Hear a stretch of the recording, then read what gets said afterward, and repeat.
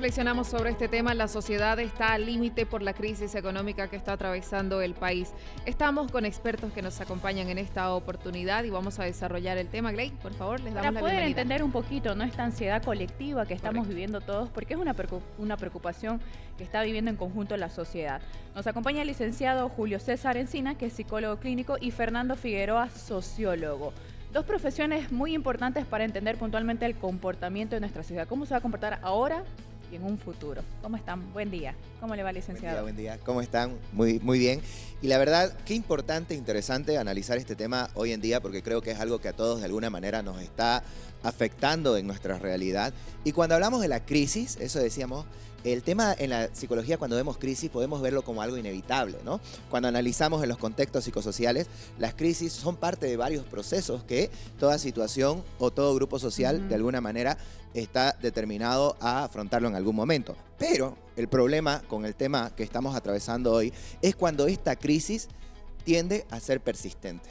Cuando hablamos de una crisis persistente, ahí no podemos minimizar cuál es la situación a la que estamos expuestos nosotros y nuestra salud mental.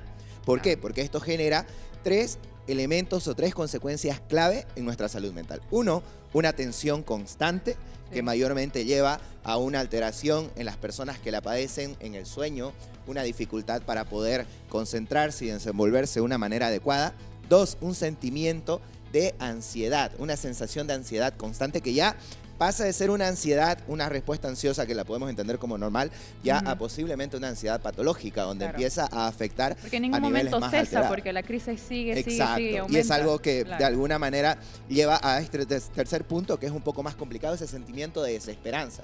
Cuando la crisis es persistente, genera un sentimiento de desesperanza relacionado a la depresión. Claro. Y obviamente esto conlleva a un bajón emocional, Bien. a una dificultad para poder ver más allá de lo que está pasando en este momento, ¿no? Bien, ¿cuál es la perspectiva desde el punto de vista sociólogo? ¿Qué dicen los expertos ante esta crisis económica en la cual todos los bolivianos se han visto afectados?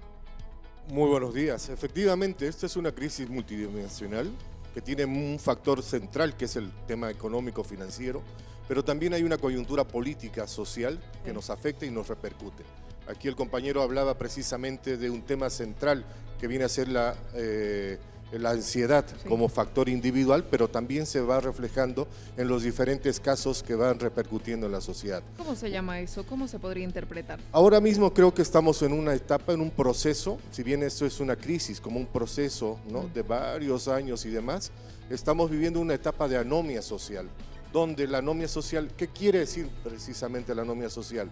Quiere decir que cada cual va interpretando la ley o el orden establecido de acuerdo a su manera, de acuerdo a su cosmovisión, y por lo tanto va debilitando esa base social que llamamos, otra vez, sociedad. Esta sociedad que nos da los parámetros para trabajar organizadamente, para integrarnos, se ha debilitado, tanto así que ahora la justicia es interpretada por el que tiene más plata, el trabajo informal ha crecido, la violencia se ha exacerbado, en fin, hay varios elementos que tienen que ver con la crisis, y por eso digo, esta crisis es una crisis multidimensional, no es una crisis solamente que afecta a un sector, sino repercute en todos, como el análisis que hicieron ustedes anteriormente. Fernando, ¿y cuáles serían los posibles escenarios del comportamiento justamente de esta sociedad ante que la crisis pare y que no pare? Bueno, ahí hay un tema central que tiene que ver con la exacerbación de los conflictos sociales. ¿Cómo hacemos? No nos tocamos las puertas a la alcaldía, a la gobernación, al gobierno central, pero no nos escuchan. ¿Qué hacemos? Salimos a las calles, manifestaciones, huelgas, bloqueos, paros y demás.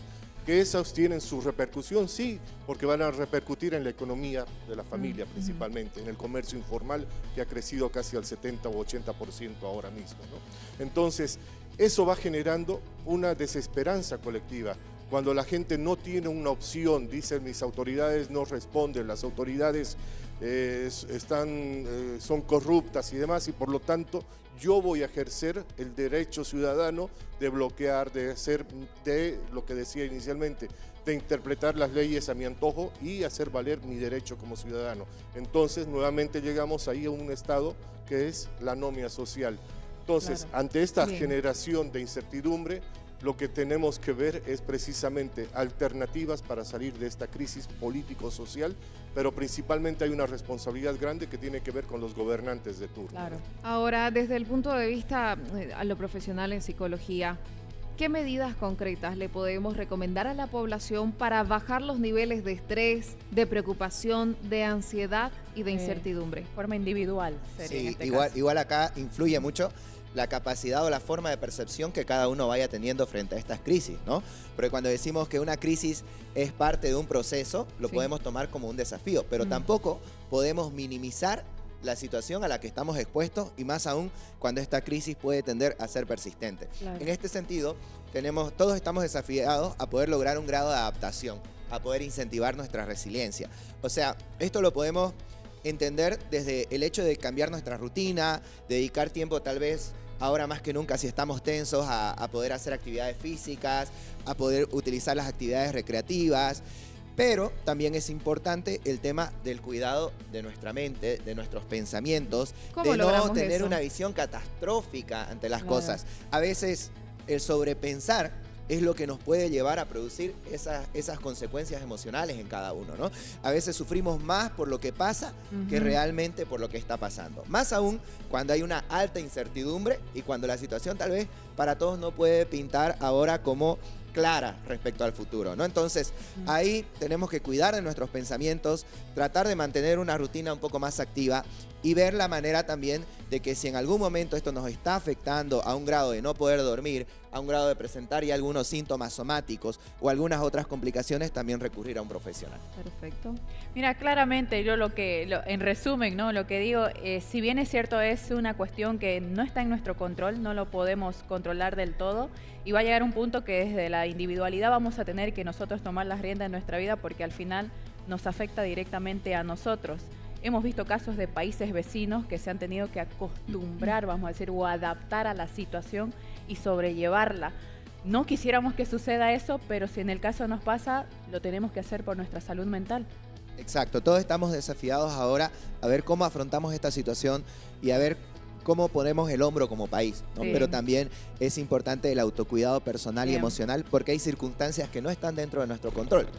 Y a veces sobrepensar en ello y exigirnos Bien. demasiado es lo que desgasta nuestra salud. Para finalizar, una última reflexión, por favor. Bueno, ahora vivimos una etapa coyuntural muy interesante, que son las elecciones. Hay que recuperar la democracia y la democracia no nos van a entregar los políticos, sino ejerciendo nuestros derechos y por lo que dice aquí el compañero y el debate que hemos hecho, por nuestra salud mental. ¿Es un problema? Sí, es un problema, pero hay que afrontarlo y qué mejor recuperar la esperanza. Muchísimas gracias a ambos por estar acá junto a nosotros en este sector tan importante tocando estos temas que a la gente le preocupan, pero más allá de esta reflexión quieren soluciones y espero que les haya servido. Muchísimas gracias. Gracias. Seguimos.